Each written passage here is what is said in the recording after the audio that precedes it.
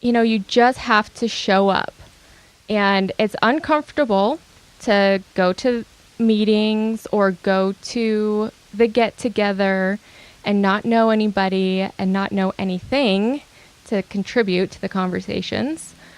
But you just have to keep showing up. It takes months, a year. I know it sounds like a big investment and it's uncomfortable, but the more you do it, the more you grow and the more friends you honestly cultivate from that. Like, we have some amazing friendships from these people that we just show up and, talk about our problems. And I think that that's the other one.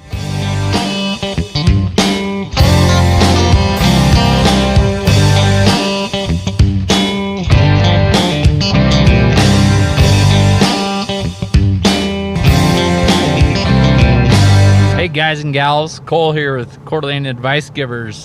Today we are heading out to Lone Mountain Farms to sit down with Luke and Emily Black.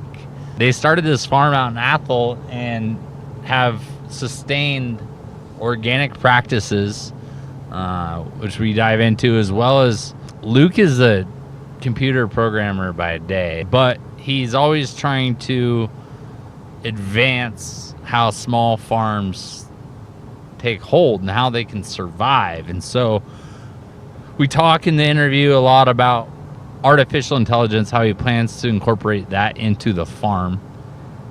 We also dive into robots, the future of farming for small farms, what to look for with the chicken expert Emily, what to look for in your yolks of your eggs, and all kinds of other interesting little tidbits that you would have no idea about these local farms. So hope you guys enjoy it.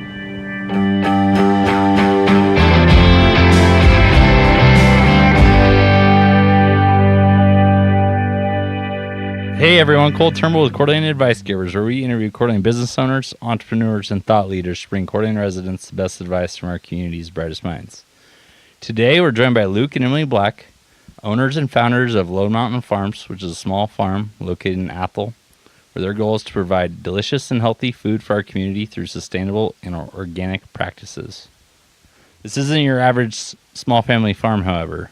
Luke, a computer programmer by day and a farmer by night, has a plan. His plan is to create the future of small farming through development of artificial intelligence to eventually be able to help small farmers reach tech-level salaries with help from his wife, Emily. Thanks for having us out to the farm, you guys. Thank you. Of course. Hey, before we really get into Lone Mountain Farms and the story behind that and everything, let's get to know you guys a little bit. We'll start with a rapid fire session. So if one of you guys feels like, hey, I want to answer that question, go ahead. If not, pass it or whatever, right? Where did you grow up, Emily? So I grew up in Montana, in Big Fork during the winter and Whitehall during the summer. And during the summer, we were on a cattle ranch. My dad owns a cattle ranch over there. So I did have a little agriculture in my background. Nice. What about you, Luke? I grew up here, Post Falls and Rathdrum. And that's where you got your farming, come from a farming family as well, right? Yeah, well, my dad and mom both aren't, but my grandparents were. They were one of the, original farmers in Rathdrum. Nice. And so they owned between Bakel and Wright Street, all of that area in downtown Rathdrum. So that's where I grew up, on that farm, and it was fun. It was good times. I spent most of my childhood there. Is it still a farm or is it houses? It's now? all houses now. That seems to be happening. Yeah. Emily, what would be your ideal way to spend a weekend?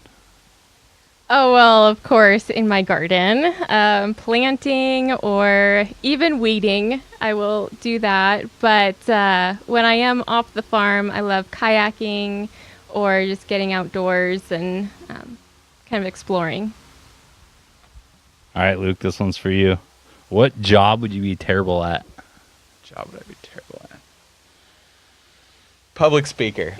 Yeah. Yeah. There's a reason I'm a computer programmer and a farmer. I like to be out on my own and not under a camera. Kind of just flying solo, right? Yeah, exactly. Emily, what skill would you like to master? Farming. There's so many skills that when I try to master one, I realize how stupid I am. And the more I learn, the more I realize how much more there is to learn. So, mastering farming is a lifelong goal because there's so much to it. But that's pretty much the goal. Like, I want to conquer this farming thing and figure out the climates and the pests and the soil and the different plants that bring different flavors and really enrich our whole diets and enjoyment over food. So it's going to take a while, but we'll say that for now. Yeah, you think of farming, most of us, non-farmers, I guess, think of farming as like you're sitting, like go to the grocery store and you buy your cucumbers and like that's what goes into it. But like if you're actually like farming, like we've talked about earlier, you're constantly testing, adjusting, manipulating, going through the steps. So exactly. And every season is different. Every climate is different. There's a new pest. So every year is like a whole new learning experience. In any other occupation, you get to practice your craft over and over and over again. But for us, it takes a whole season to practice our craft. So even if I'm farming for 30 years, I'm only getting 30 times to figure out how to plant and grow a successful crop. Like, so imagine a quarterback only throwing 30 throws and then going out and doing NFL. Like, that's what we basically do. It's crazy. Yeah, right? Like, it's so amplified. Like, yep. You literally, you could say, yeah, I'm farming for 30 years, but like you're saying, like you only have 30 chances. It's not 365 times 30, whatever that astronomical number is. Yeah, exactly. Luke, what pets did you have while growing up? My dad is an avid disliker of pets. So at my house, I didn't have any, but when my parents split up, my mom let me have a cat. So I had a cat. Still a cat guy. Yeah, generally, yep. You guys have we dogs have too, right? Yeah, cats and dogs. Couple dogs, yeah. You can't live on a farm without a cat because of pests. So it's good that we both are cat people because... Let's go one step further to this. Emily, what pet would you like to have on your farm? Okay, so the next one that we're going to have is a pig. So I can't remember the name of it right now. I think it's I think it's a coon. Okay. So they're the most adorable pig. They're kind of furry and they have spots and they're more of a grazer, so it will graze the grass versus rooting as much. So it's better for kind of a grazing pasture management type system. But they're cute and little, and I totally want one. Do you have a name picked out? No, not yet. I'm Bacon. Yeah, pork chop, bacon, something like that. Luke, what takes up too much of your time? My job. It's a good question. There's a lot of things on the farm that take up a lot of time that feel like they shouldn't take up a lot of time. Irrigation is one of those. I spend a ridiculously large amount of time every year dealing with things that I shouldn't be dealing with in irrigation. Pipes break, we got to change something, and I think I have a love-hate relationship with irrigation. Like I love it because it's kind of fun to design new things and come up with new strategies to maximize our water usage because we're very conscientious about our water. And so, but at the same time, it's just when you have to fix the same stinking valve every year, it's just you just go crazy. But Emily, what's the best way to start a day? In the garden, obviously. So yeah, I usually start my morning outdoors, turning on the irrigation that Luke has so kindly set up for me.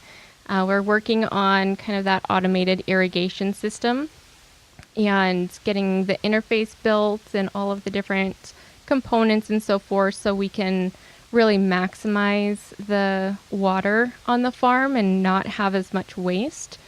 So we are really focusing on the drip system and a lot of small sprinklers and not the large impact sprinklers.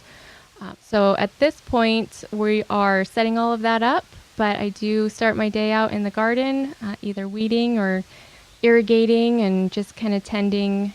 And I love it because it's just the morning is the best time because everything is so quiet and there's a coolness to the morning and everything's waking up. And it's just so peaceful and the best way to start your day. Cool. Luke, you ready for this? Okay. All right. Shoot. What's something you think everyone should do at least once in their life? Boy,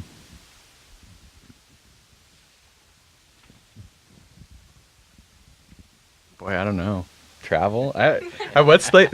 That seems like something everyone would say. Oh, the ostentatious, if that's whatever that word is. Like, oh, you should go travel to Europe or something. But I don't know. It's not farm. Don't do that. I don't know, man. Like ride a bull or go skydiving or Yeah, but wouldn't it imply like that I would have to be the one to do it too? Like, I've never done those things. Me neither. Yeah, I don't take a risk without thinking about the cost of that risk.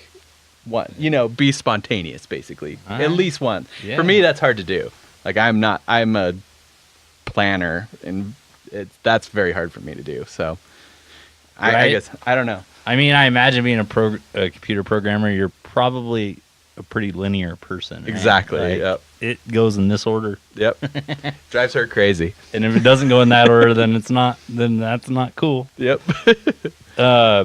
Emily, who has impressed you most with what they've accomplished?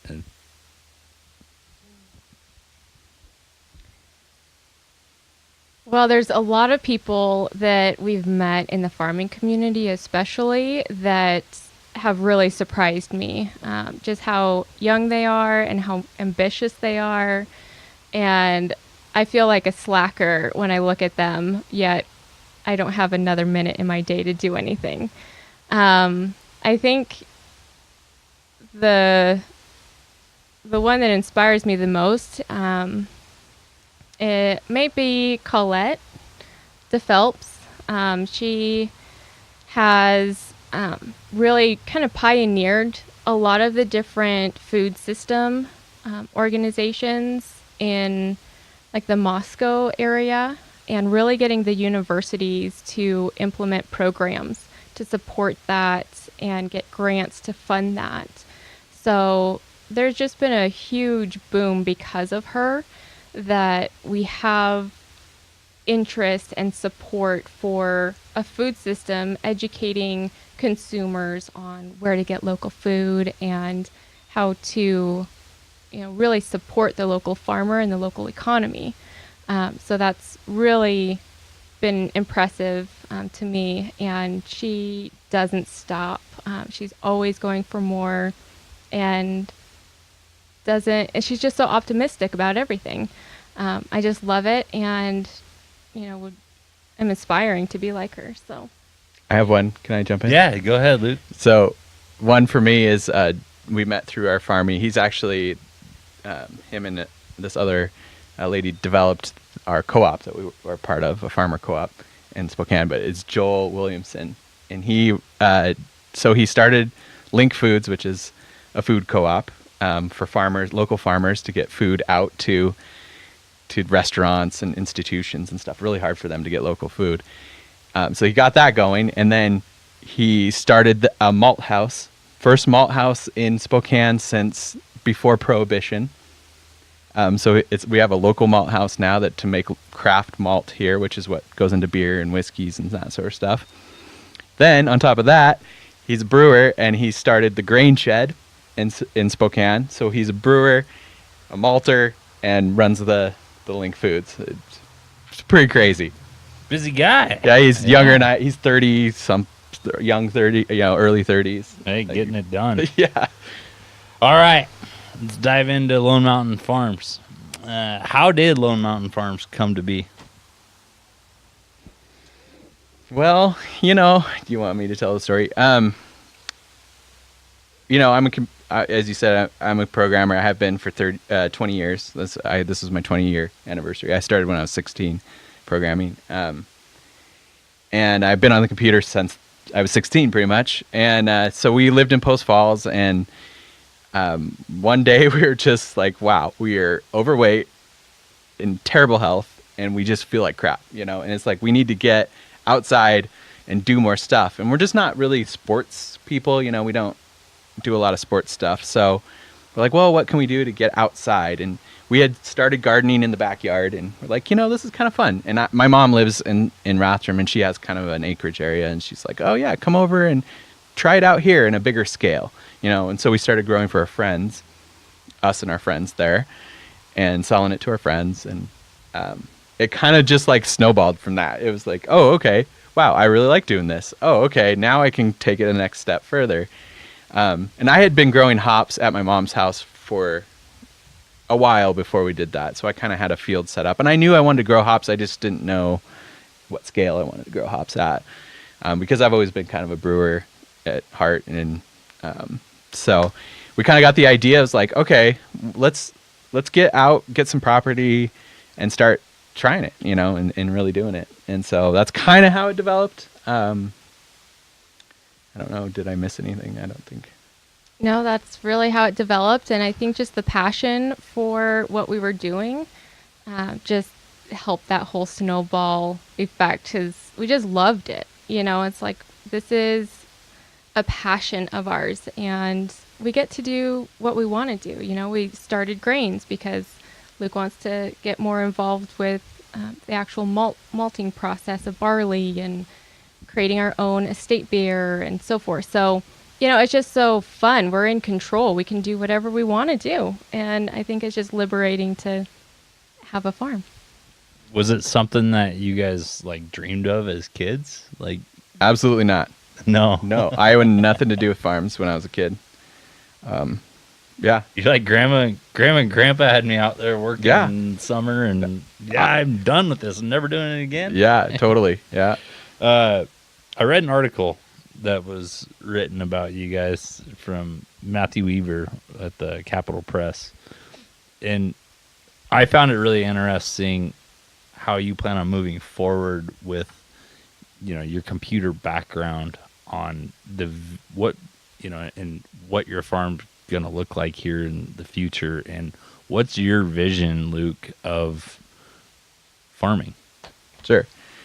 So as you said, one of the things I like to combine my passions in a lot of areas in my life. I try to combine all my passions and skills, and one of them was bringing technology to the farm. I mean, the farming is so, large scale aside, those guys kind of have it, but it's very expensive. But small scale farms like ours, there's almost no technology for it. I mean, it was not until recent that you started seeing soil moisture readers small enough for the farmers. That was just not a thing. Fortunately, with this IoT revolution that's happening right now, we're starting to get more of those things. One of the things that really has helped us move forward is the things like Nest and those Google assistants, and all those things are starting to become more mainstream. So that's kind of leaking into the farming world. But when we started, there was literally nothing you could buy that would tell you what your soil moisture was, or what the temperature. I mean, obviously you have temperature readers for weather stations and stuff, but it's not the kind of data that we need as farmers. Yeah. There's a lot that goes into weather, and I could spend hours telling you how detailed it gets when it comes to irrigation, like when to water and when not to water. Generally, and we're guilty of this right now. We water on a timer. which is not the right way to water. You water when the plant needs water, and that's the most efficient way to use water. But one of the things and that's what got me going in this IoT stuff for the farm, was that I wanted a water system that ran itself, because I would always forget to go shut it off, or it was timered and it would be raining and the water would be going, and I knew that there's solutions to that, but there's a lot other ways to deal with this. So what I did was decided that I would start building the core of the system is a server.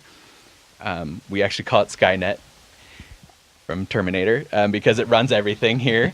And it's potentially sentient one day. But I'll try to keep the cable short so it doesn't take over the world. We'll be good. Anyway, so what it does is it basically is the controller for everything on the farm. So it records all sensor data, goes into it, and then it deals with decisions. Thanks, trucker. And so I can give you an example. It's the best way to understand it is through example. What I do is there's an AI. It's called machine learning, and basically what it does is it learns when we're turning water on and off manually, and it's watching that and recording that information. And so, yeah, we have it set on a timer, but we can also control when it goes on and off, and it logs all that data. And so what it does is it starts thinking and watching weather data and other values and says, oh, okay, I see why you turn the water on then. And now I'll do it next time for you. And so the goal is down the road that we will never have to control when the water turns on. It knows, and it just takes care of it itself. And that's kind of one little piece of the puzzle, but that's what kind of got me going down that path. It's like, oh, I can use the skills that I've learned over the years, and specifically recently with AI, to really take a lot of the guesswork out of farming. Because one of the things that's an issue is, like, I don't have 30 years of experience behind me farming. Like, when do you really water this stuff? I don't know. You just kind of toss a dart at the wall and hope it sticks. But now if we have the data to support it, and some machine says this is when it should be going, then I can be hands off and focus on other things, like what enterprises do we want to do, and how can I sell my beer to, consumers and stuff, so for them to enjoy. Exactly. I find that really fascinating, because it really does take the element of human error out of the whole process. And like we were just talking about, you only have 30 opportunities to hit a home run, right? So if you only have 30 opportunities, and us as humans, we're not perfect, you forget to turn the water on for a night, or you leave it running, and then all of a sudden everything floods, and then your plants are drowning, basically. And that water bill. Yeah, and the water bill. So it's like, anytime you can take anything that can be considered service work, right? Yep. And have it have a machine do it, or a computer or robot, whatever, can handle it, then I think we're all in a better position, because like you said, then you have time to actually grow your business, because otherwise you're working in your business, not on your business, right? Yep. And so then also you were mentioned something in that, and which was sensory farming, and that kind of something to do with how it's reading the soils, right? Correct. Yeah. So we have what I call the sensor array, and what it is it's a box that has. We don't have any out right now, but because I actually am switching all my hardware up. I ran into a lot of issues last year with the hardware that I was using. So I switched up to a new kind of hardware, so I'm getting things back up and running now. But otherwise, I'd show you the stuff. I could show you some pictures, by the way. Just a side note here, really quick for you. I got some stuff you could take pictures of that'll probably be techie stuff. Yeah, we can put them in the show notes, whatever. Yeah. And people anyway, sorry. So what it does is it has a soil moisture, a soil temperature, a lumis, so that's the light, and then it has an ambient temperature and humidity sensor. And those are these little boxes. and they just plug into the ground, and they're wireless, ran by battery, and they'll be in every field, basically every irrigation zone in the whole property. So they'll be, if there's a plant and in specific areas that we want to target for, let's say we tried out a new kale and we want to see what it's doing, we can put one in there to kind of monitor how much water that kale is pulling out of the soil, you know. So generally we'll have them in every zone, but we can use them in specific places. And so that core technology, the server technology, can input any kind of sensory data, and then it saves it and processes it. And so, good. So then does that shoots back to your server, and you Yep. actually look at that on your computer, like Exactly. Yeah. what, every morning you could diagnose any issues possibly? Yeah, totally. So one of the projects that I'm working on right now is 3D designing our property. So it's in 3D. You can see the house, you can see the fields, and then that's going to be the interface that we can use to kind of monitor. I've attempted a couple iterations of the interface, and they've all been kind of flat web-based looking things, and we just found, I found that they've been kind of clunky and hard to use and kind of hard to understand, especially as we get people working here. It's going to be hard for them to see it. And I just thought recently that a location-based system is so much better. So you can say, oh, well, I know that the kale's in that front bed. Okay, let me click on that front bed, and it pulls it up, kind of Iron Man style. So you can it superimposes the data over the top of it, and you can kind of say, oh, cool, that's what I need. And so one of the kind of the cool features of this, because what I do now professionally is web-based programming. So what we're going to do on our website is I'm going to put that 3D map on our website so you can go visit it, and it'll have real-time data from, what chickens are in the coop and what's the temperature out in the field right now, that kind of stuff. So I thought it'd be kind of a cool thing for our customers to just go check out and see, what's the status of the farm right now. Yeah, right. Because then it's like, then your customers or your subscribers, right, which we'll dive into, but that makes them feel like they're, more of a part of it. Totally. They're following it. They're, they're rooting for that wheat field to grow, or that barley or those hops to get rolling. And then you were also quoted in that same interview as you foresee a revolution in the making with technology and artificial intelligence and robots and all that. You want to share? Yeah, I mean, there's going to always be part of the article didn't touch on is what I said to Matthew there too, is not that he was misquoting me or anything, but he just kind of left that part out, is that there's always going to be a niche for somebody to come in and say, I farm with a horse, I only do tools with hands, and there are people that will buy from them because it's better, whatever it is.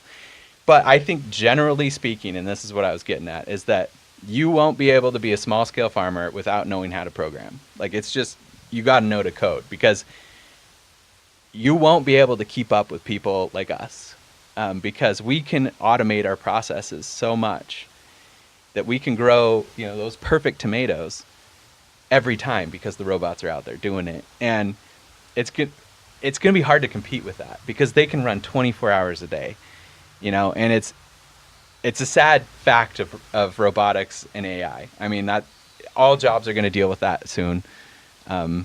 Truckers are going to have to deal with that sooner than farmers will. But it is the future of farming. And it's already starting. You can see it already happening. There's these robots that are coming out now that can pick weeds out of lettuce fields as they drive right over the top, and they're little, almost like hands that are picking weeds out as they go. And that was somebody's job. And now it's a robot. So it's hard to compete with that. And so I think all farmers, if they want to compete in the market, will have to deal with that. Right. Yeah, I agree. The writing's on the wall. You see it with any grocery store you walk into, right? Self-checkout. You're doing a checkout now. Yep. For those that go to McDonald's, they have this self-order kiosk, or Uber has self-automated cars. You Right. know, it's like anything that a robot can replace in the future is probably going to happen. Yep. Right? Because at some point, economics comes into play. Exactly. Yeah. So now, Emily, we'll let you get a little words in. If you want to talk about how you guys operate your business model, right? Would you Sure. be the one to question about that? She's the one. Yeah. Perfect. So you guys do a subscription-based business model, and you want to share We with do. us kind of your victories and your shortfalls and how your system's set up. Sure. Well, we are doing a weekly vegetable basket, and that's the subscription model where our customers are asked to pay for the entire season up front to secure their spot. So they pay the lump sum in the spring, and then they're secured for 13 weeks of veggie delivery. And we drop off at Growler Guys in Coeur d'Alene, and they pick up. The customers can pick up at the drop-off time or at a later time if that's more convenient. So it's been working great. I mean, we're at capacity, so it's nice to know what we're growing, how much we can grow, and that really dictates the customer kind of quantity that we can have. And so we're maxing out each year, and we have the funds beforehand, so we know what we're harvesting is actually going to be picked up. You know, instead of harvesting, delivering, and they didn't want it that week, so now we're out that product. Yeah. So this kind of secures it. We do have a lot of flexibility though with our customers. So it's the summertime, you're going camping, you're off for a family reunion, you're not going to be around for a week and you don't need that basket. We're so flexible, like just call us a few days beforehand before we harvest and we'll refund that weeks. So we don't want people to be locked in. They pay for this product and then they can't enjoy it. So we really want to have that customer service and have a good customer experience. So what we're doing here and growing food that we love, we want others to love it as well and not just have a product that we're trying to sell. And I think that that's kind of been how it's been working so far. We do sell our eggs as well, and that's more on a monthly subscription at this point, which has been working quite well. And so we just kind of secure the customers and build those relationships, and it's been very nice. So you are Luke has some. Yeah, well, just one clarification. She said that it implied from what she said that we require the customers to pay all up front, which is not true. You can pay monthly. So you just put your first month's deposit down and then you just keep paying monthly. Yeah. So it's more of that subscription service. So if you don't pay monthly, you get canceled. Yeah. Yeah, exactly. Well, and what we do for the people who do pay up front, they get a discount.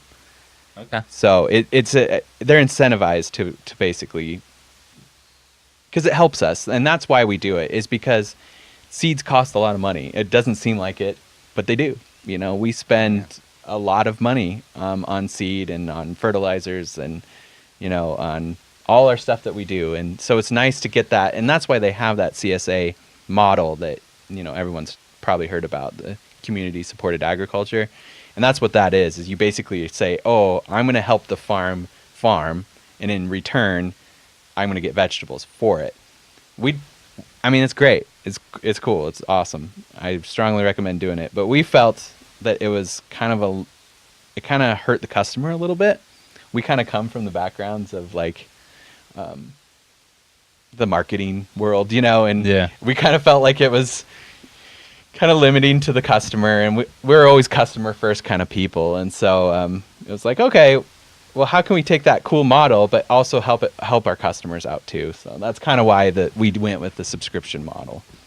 Yeah, and I mean, being a startup farm, like you're saying, seeds are not cheap. Like you go to the store, it's like wow, and you're growing everything organically too, so you don't have all those fertilizers, right, and Yeah, all pesticides, our and fertilizers are OMRI certified, organic certified fertilizers. So that it's all natural stuff, yeah, I mean, which is really expensive. You showed me the container.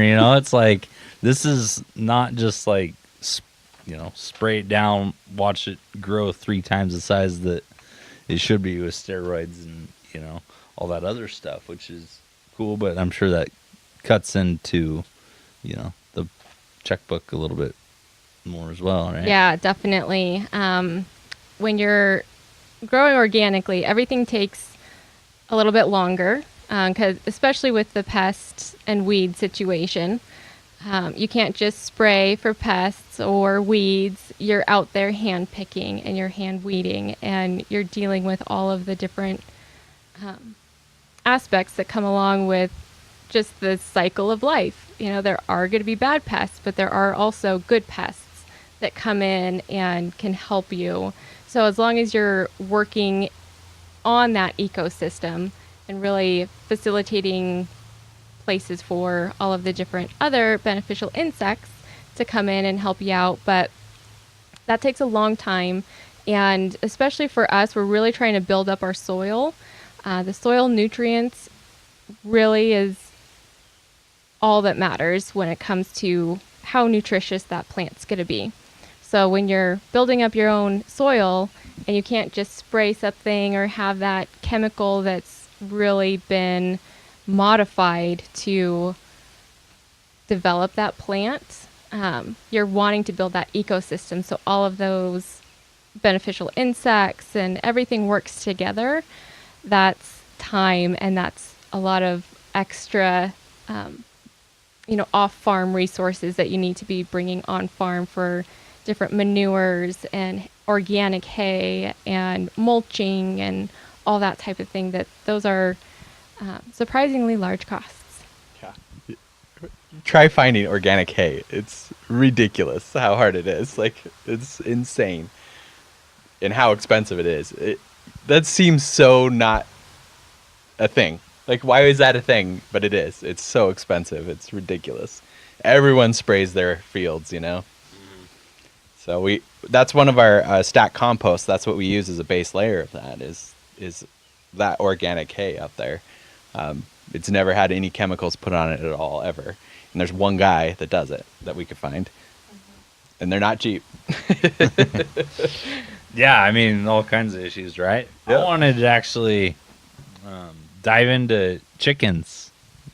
Chicken expert, Emily. Excellent. We were talking like, chickens, kind of stats and stuff, but it sounds like there's a lot to tell about that people can tell about their eggs, within their eggs from that they're purchasing. You want to kind of dive into Definitely what people should be looking for and that sort of thing? Yes. Well, we are advocates for pasture-raised hens. So free range, there's a lot of different marketing terms out there. And free range on a egg carton doesn't necessarily mean they're out in a pasture, having a great time eating bugs. They could be outside for maybe 10 minutes, and they may not have any room to move, but they see the sun for 10 minutes. So those marketing terms are very misleading, I guess. So one of the things that I've noticed just from raising hens and eating their eggs is that yolk. So when you're eating a pale yellow egg yolk, you can tell that that hen has not been out on pasture, that they haven't been eating grass. So they are only being fed like a grain diet or, something that's been processed. So they are not eating just normal grass and being a pasture hen. But if they are on pasture, their yolk color changes. So the more yellow or even orange that it is, the more you can tell that they're on pasture. I know the different types of grains that they eat kind of changes that too. We've noticed grass versus, say, clover. Like clover really changes that color. So, if you are enjoying an egg in your breakfast, just make sure that you're checking that yolk and making sure that it's a nice bright yellow. And that really indicates that that hen who laid your egg is healthy and happy and probably on pasture. So one of the things I notice is like at the grocery store, you're buying eggs cage free. Like, is that different than, Yeah, so cage free, I'm sure you've seen multiple images. There's been a big movement in the whole poultry environment lately, but typically they would keep a hen in a cage where they can't really move, and when they lay the egg, it drops down and kind of funnels out of that cage so somebody can come and collect. So that hen really doesn't have any life besides just sitting in a cage and producing eggs. So there are different environments where they're cage free, but they're still inside.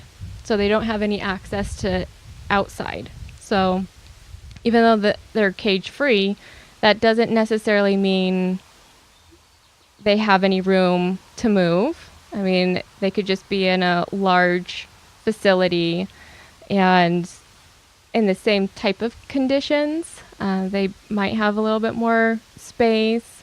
You really don't know. So that's the hard part, is if you don't know who you're getting your eggs from, you really don't know how those hens are being treated. So you need to do your research if you're buying your eggs from the store, or you need to find a farmer and just talk to the farmer and see how they're raising their hens. And a lot of farmers are even pretty open to inviting people out and, really sharing their story, because it is kind of that passion project. We love our hens and we care about the conditions that they're in. Yeah, and I think one of the other kind of misconceptions that we talked about when we were walking around on our tour out here was the organic, right? Like you said there's so many loopholes in the what's considered organic and what not, and kind of what are some things that people should maybe keep an eye out for with produce or eggs or anything else they're buying that is labeled organic.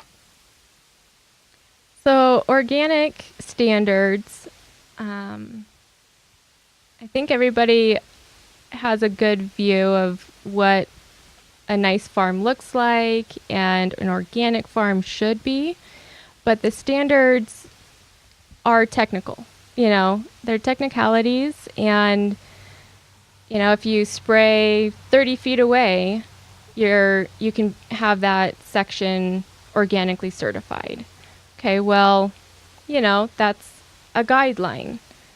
If there's wind, if there's more to it, there are just technicalities. Like, oh, I'm still organic because I technically followed this one guideline and standard that they have. But I think there's a lot more common sense that needs to be implemented into practices.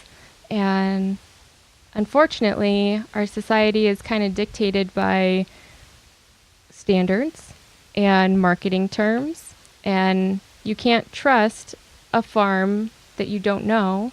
Can't trust, a lot of different things in the world. But, if you do know your farmer, if they're local, if you can at least find out honest information about them, I think that that's on everybody to do themselves. Like, that's everybody's responsibility to know where their food is coming from, what they're eating, and I think that there's a lot of just marketing going on that isn't the truth, I would say, though, generally speaking, I mean, because like us, for instance, up here, right, we can't get tomatoes in December.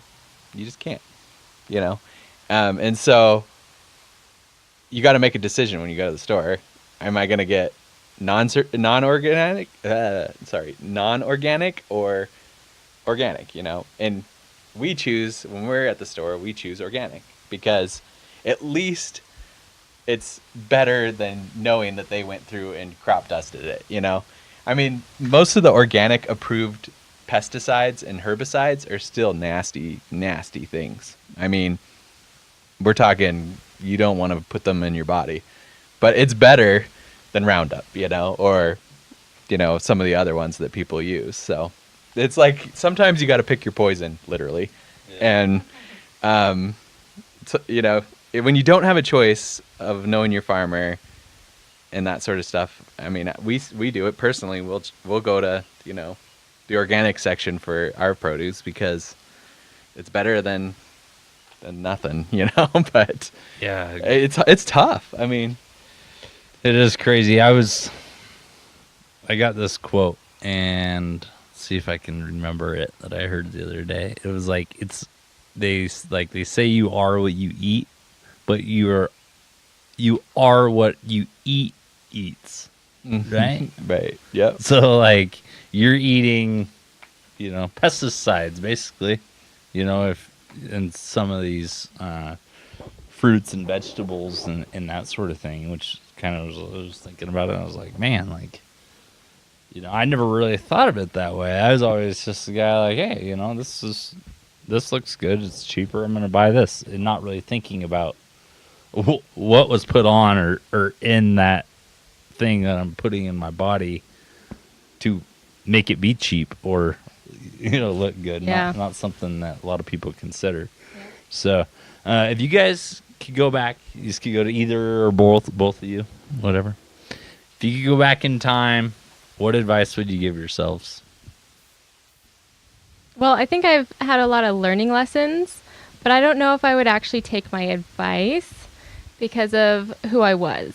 I think where we are now, we've really grown because of all of the networking that we've done in the farming community, especially being new farmers and not knowing a lot of the ins and outs of growing and pest management and crop rotation and cover crops. Like, there's just so much that we've learned from other farmers who have gone through those experiences. So networking is huge. But I'm an introvert, so again, I probably would have still struggled with that advice. But you just have to show up. And it's uncomfortable to go to meetings or go to the get-together and not know anybody and not know anything to contribute to the conversations. But you just have to keep showing up. It takes months, a year. I know it sounds like a big investment and it's uncomfortable, but the more you do it, the more you grow and the more friends you honestly cultivate from that. Like, we have some amazing friendships from these people that we just show up and, talk about our problems. And I think that that's the other one, is be vulnerable. It sucks. You don't know what you're talking about. Ask a lot of questions because people are going to surprise you and they're going to offer a lot of help. And being vulnerable, I think, opens you up to more friendships and to learn more from those people. And you might get burned by a few, but the ones that you do really connect with, it's so worth it. Yeah, that's what I was going to say, basically, I remember the first time she recommended we go to one of these things. I'm like, I'm not going to that. I'm not going to do any of that stuff. Like, then I would have went back and told myself, you moron, go. Because it's so good. I mean, that totally made us. Like, we would not be here. You guys would not be sitting here. That is the number one thing that got us from where we were to here. It's just knowing people and getting out and talking about it, and that sort of stuff. So when you live in your own little bubble, and all farmers, that's the problem with farmers, right? Our tendency is to live in our bubble. And I think that's why we have the grain commodity market, is because all the farmers didn't want to actually go outside of their farms. They're just like, let somebody else deal with it. I don't want to talk to people. But that's it, it was a struggle at first, but now I look forward to it. You know, our co-op has a monthly get together at one of the local breweries, you know, every month. And so we go hang out and drink beer, and it's just a good time. And you don't get to that spot, you know, and you don't get to hear unless you are out networking. It's just so important. And I'm sure it's that way in every business, not just farming. Yeah, right. Being vulnerable, put yourself in uncomfortable situations, you know, like you go to show up at this farmer convention or, you know, meeting, and it's like, all I know is, you know, what I learned as a kid, or, you know, something like that, right? Mm-hmm. Yeah, it's like, as long as you at least try to prepare a little bit, have a few like icebreaker questions, and, you know, the conversation will flow. Just have a few icebreakers and have a few questions that you want to learn, and show up and do it. Just a couple more questions here, so and then we'll wrap it up. But if you could get one message out to the community, what would it be? So, yeah. Okay. Let's try this. Let's do this in a couple phases, because I think mine's going to be a little aggressive, and then we'll see if we can tone it back maybe. We'll start with that. Hey, let it flow. One of the things I would say is that doing vegetables the way we do them, and doing grains the way we do them, and doing hops the way we do, and our eggs, it costs a lot of money to do. And I don't think a lot of people understand how much effort, time, money goes into growing that tomato that you love, you know, from the farmer's market. And the problem we have is that most of the customers, you know, most consumers, value products based on what they see at the grocery store, right? Even the organic stuff, you know, those are still done on huge production farms most of the time, you know. They're in, you know, Mexico or wherever it's coming from, even semi-locally, you know, regionally, it's still in these giant farms, which, I mean, those people have to get paid too. But here locally, you know, we're helping the local community, local farmers, by spending that money. And I know it feels, when you pay that for a tomato, it feels hot. You know, that's not what people want to do. They don't want to spend that money on it, but it helps the farmer, and you're getting good products in the end, you know. And if I were to say anything, it'd be, you know, pay it. If you can, pay it, because it's worth it. You know, you're getting good quality products that you are what you eat, right? And so, and these guys, most of the farmers I've ever met, I don't think I've ever met a farmer here that is a track farmer kind of thing, where they're just in it for the money. They're in it to grow the best vegetables they can, and the most nutritious, and, you know, they're passionate about growing those things, and it pays, and the customers have to pay it too. And that's it sucks. It's terrible, but that's the reality is we got to pay these guys. And that's what you said with me, is like, I'm trying to figure out a way to earn wages that are normal, not farmer wages, on a farm, because farmer wages are so low. Like, when we were in class, our very first class, for beginning farmers, they told us to budget $8 an hour for our time. Which, if you tried to pay a developer $8 an hour, he would throw a computer at your face. Yeah, you laugh. Yeah. And so that's kind of the issue, and that stems from the fact that consumers don't really want to pay those prices for things. Which I mean, as a consumer, I understand it too. I'm just as guilty as anybody of this, but that's kind of the facts that we're at right now. Is that. And why I'm doing the automation stuff is I'm hopefully trying to get the prices down, but still get the quality out there, you know. And so, you know, pay up. Get what you pay for? Yeah, there you go. That's a better way to say it. Yeah.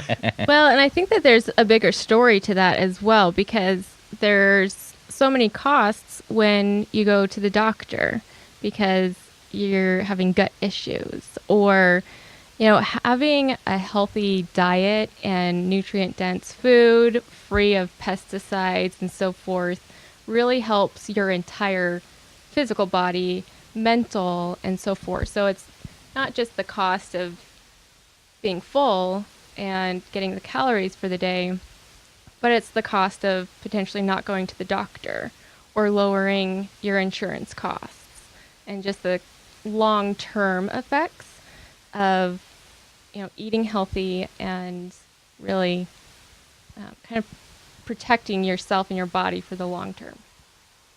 Yeah, you can't put a price tag on health, right? Because health starts going down the drain. I mean, money does you no good. What do you guys want to be remembered for? Yeah, I've been thinking a lot about that lately.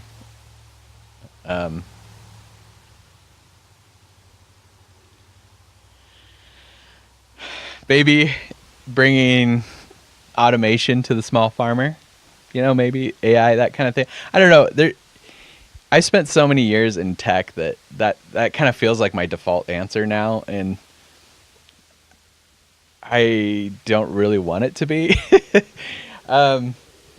I don't know. That I'm kind of struggling with that right now myself. Hit the 3-5, and you start thinking, okay, your mental thing starts. Yeah, exactly. You start switching your mental state a little bit, and I don't know if I have an answer for you. I mean, because I don't know if I know it yet. Yeah. Does that right? Is that you're always searching. I mean, yeah. I could dig deeper on what you said about artificial intelligence on farming is ultimately, I'm sure you would probably like to see the world be able to get better food at cheaper price, right? Right. Yep. Which is kind of the end goal. Yep.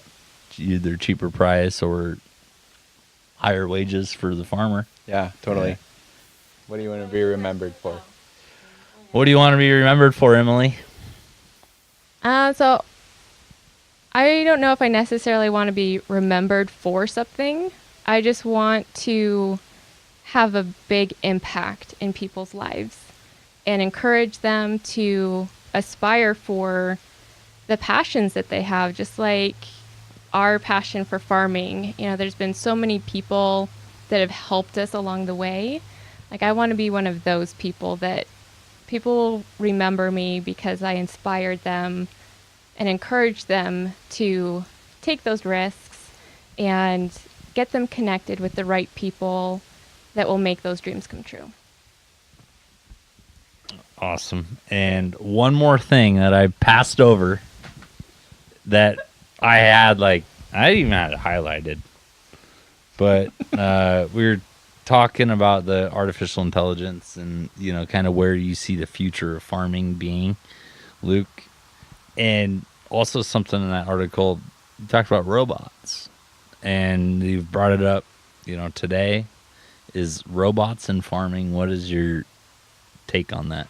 So they're still so early. I mean, it's a new thing, kind of. But we are gonna hopefully invest this winter into it. There's a guy, I don't know where he's from. I think he's in the U.S.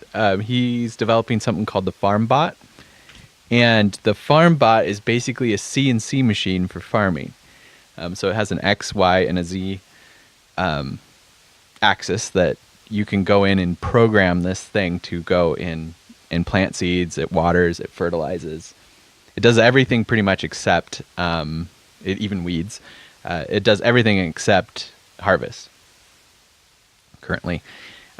So it's mainly designed, his whole goal was, he really should have called it garden bot. It really isn't a farm bot per se. Maybe that's a farmer's perspective, but his goal was to build these little raised garden beds, kind of like ours out there, and you just attach this thing. And it's for somebody like live in a urban setting. You can have it on your roof, and it grows your food for you. You don't have to worry about it. It's just there. It's very tech centric thought process that he had behind it. But I saw it and was like, hey, I could use that to grow greens, because we hate growing greens. Everyone loves greens, but we despise growing them because it's a lot of work. It's a ton of weeding, but it's the crop that every small farmer like us, market gardeners, has to grow, because that's where the money is. Everyone wants greens, and we despise doing it. So this is what we're going to do. And I'm going to hopefully get 2 machines. They're kind of expensive right now, so we may only do one. And it's only designed for a 4x6 bed. So I'm going to have to modify it to do, I want to do 4x75 foot. And I'm going to have it run pretty much 24/7. It'll be out there seeding, succession planting. So it'll take, however much we need every week. And it does it that section every week. And it will be hopefully 100% automated farming. So it'll be growing everybody's greens to really good standards, all organic standards, but we don't have to do anything except harvest them. Man, I want to see that. You'll have to call us. Yeah, we'll come back out here when you got that rolling and we get some footage of it. That'd be pretty cool. Yeah, just a side note too, is one of the cool things we're going to do with it is put it in what's called a caterpillar tunnel. It's kind of like a greenhouse, a prop up greenhouse. And we're going to do a heater in it that runs, they're called rocket mass stoves. It's basically a wood stove that's underground, and so it heats the ground around it. But our goal is it won't be next year, but the year after is to be growing greens in the winter. Year-round greens all the time. Year-round greens in North Idaho. Yep. I mean, there's people doing it, of course, but it's a lot of work. And it's tough when there's 3 feet of snow and you got to walk out there and do it, And you're out here in the snow belt. Yeah, exactly. Yeah. Yeah, we get 3 feet of snow, and to have to go out and harvest greens every day, it's, plant seed and all that stuff. It's not fun, but the robots can do it, and they can do it 24/7. So cool. Any lasting thoughts that you guys want to leave us with? We're growing. Get your CSA next year. We're capped out this year, but next year we'll have one. LoneMountainFarms.com. Yeah, subscribe to our newsletter. Then you'll be on our list, and you can get all of the updates on what's going on the farm. We have Facebook, Instagram. So just search for Lone Mountain Farms, and you can follow what's going on the farm. And people subscribe to the newsletter through the website? Exactly. So LoneMountainFarms.com. Perfect. Yeah, you did a good. I imagine you built that website. I did. Yeah. It was a pretty nice website there. Thank you. All right, guys. Well, that wraps it up. For us, we appreciate you having us out and sharing your insights with Coeur d'Alene and us as well. So no problem. We wish you nothing but luck in the future. Thank you. Well, thanks so much for coming out. It was a pleasure. You're welcome.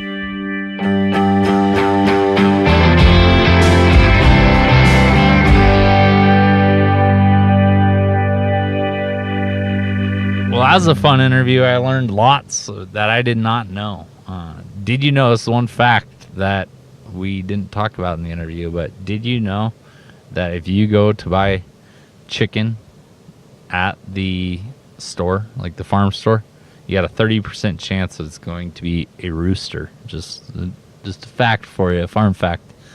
Want to give a shout out, if you have any interest in subscribing to Lone Mountain Farms to get in their awesome produce, go over to their website, www.lonemountainfarms.com. Be sure to follow them on Instagram, Facebook.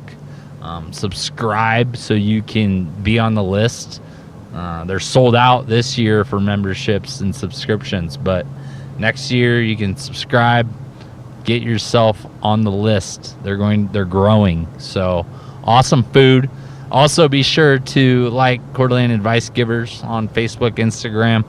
Head over to iTunes or your preferred method of listening and leave us a review. You will forever be grateful. Till next time, Coeur d'Alene.